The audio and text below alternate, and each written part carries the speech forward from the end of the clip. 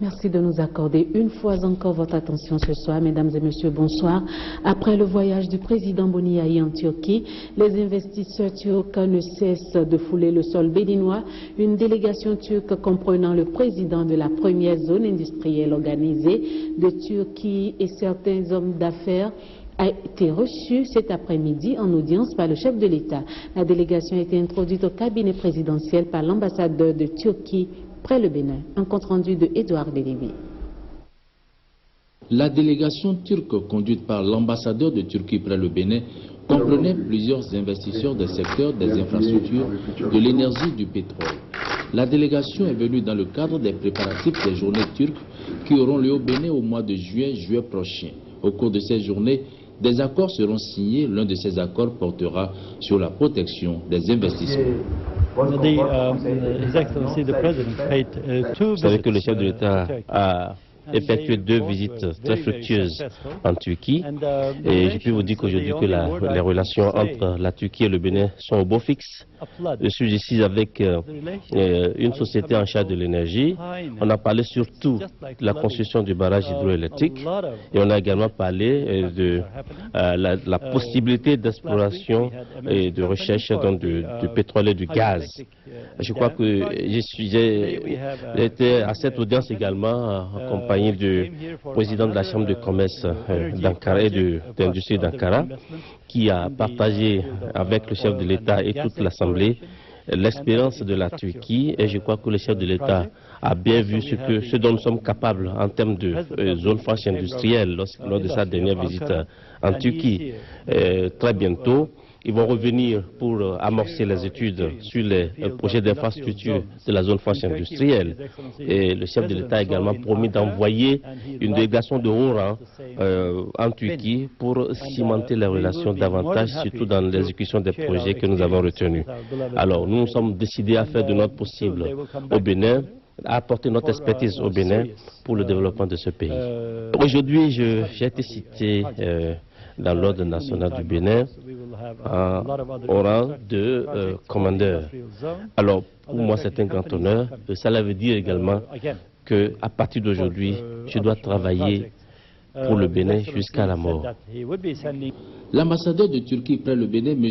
Nuran Aydin, et le président de la première zone industrielle organisée d'Ankara ont été faits chacun au cours de l'audience commandeur de l'ordre national du Bénin.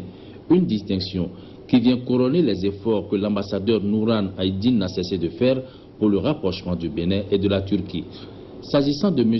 Nurettin Özdemir, président de la première zone industrielle organisée d'Ankara, la distinction reçue est un encouragement dans son désir à apporter tout son savoir-faire pour le développement de la zone franche industrielle de Sémé et rendre plus performante la Chambre de commerce et d'industrie du Bénin. La crise énergétique et quelques projets d'infrastructure au Bénin étaient au cœur des échanges que le président Boni Yayi a eu avec l'ambassadeur d'Israël près le Bénin. Vous êtes bien au courant du fait que votre pays n'a pas obtenu encore l'indépendance énergétique, que vous méritez d'ailleurs. Vous arrivez à produire plus ou moins ce que le ministre de l'Énergie m'a dit la dernière fois quand j'étais là, la fin du mois de février, que vous produisez plus ou moins 10% de vos besoins. Le reste, il faut acheter ailleurs. Et quand on achète ailleurs, ça devient plus cher. L'idée, c'est que l'État d'Israël et le Bénin peuvent travailler ensemble pour pouvoir vous offrir une capacité de production d'électricité plus importante pour répondre aux besoins qui grandissent avec le temps.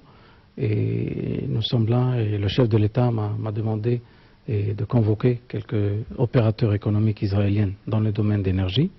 Et on a de bonnes relations avec une société qui va bientôt construire une centrale électrique à Abidjan, en Côte d'Ivoire, de 370 MW. C'est un projet d'envergure à peu près de 400 millions d'euros. Et le principe, ça doit être un BOT.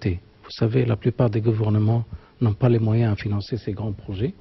Et il y a quelqu'un qui a développé une idée extraordinaire, c'est le BOT. De quoi il s'agit? C'est un acronyme en anglais, Build, Operate and Transfer. Ça veut dire un homme privé investit son propre argent, il construit, il met le système en marche et il signe un accord avec l'État pour 20 ou 25 ans d'exploitation. C'est lui qui gère.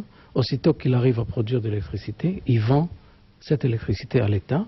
On se met d'accord sur le prix pendant une période de 15, 20, 25 ans. et après ces sociétés appartiennent à l'État.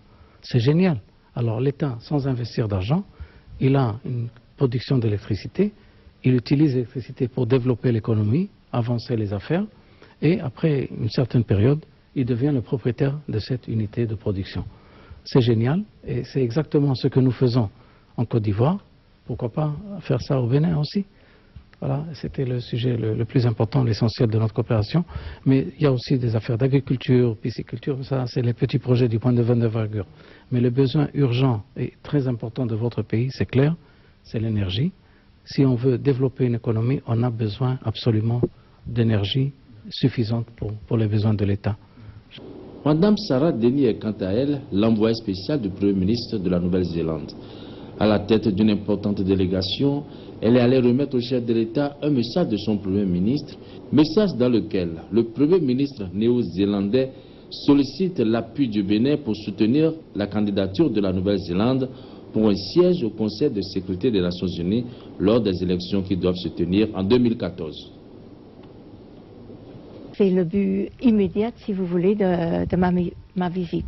Mais aussi, j'ai dit au président que la Nouvelle-Zélande souhaite sincèrement approfondir ses relations avec le Bénin. On a beaucoup à apprendre du Bénin sur toutes les questions stratégiques, sécuritaires, économiques, politiques de ce pays et de la région. Et nous aimerions développer nos relations de partenariat, de coopération avec le Bénin, parce que ce n'est pas un pays que nous avons eu, avec lequel nous avons eu beaucoup de contacts. Et on aimerait bien que cette situation change. Nous sommes aussi très conscients du rôle que le président a joué en tant que président de l'Union africaine. Nous sommes admiratifs de son rôle et nous essayons aussi de renforcer nos contacts et nos relations avec l'Union africaine parce que nous le voyons comme un forum à haut niveau qui est très important dans le paysage africain. La Nouvelle-Zélande espère augmenter ses relations, sa représentation dans cette partie du monde et nous espérons avoir une meilleure connaissance et comprendre mieux toutes les priorités stratégiques de l'Afrique de l'Ouest. Le président Boni Yayi a également reçu les présidents des institutions de la République. Aucune déclaration n'a été faite à l'issue de cet entretien. Et puis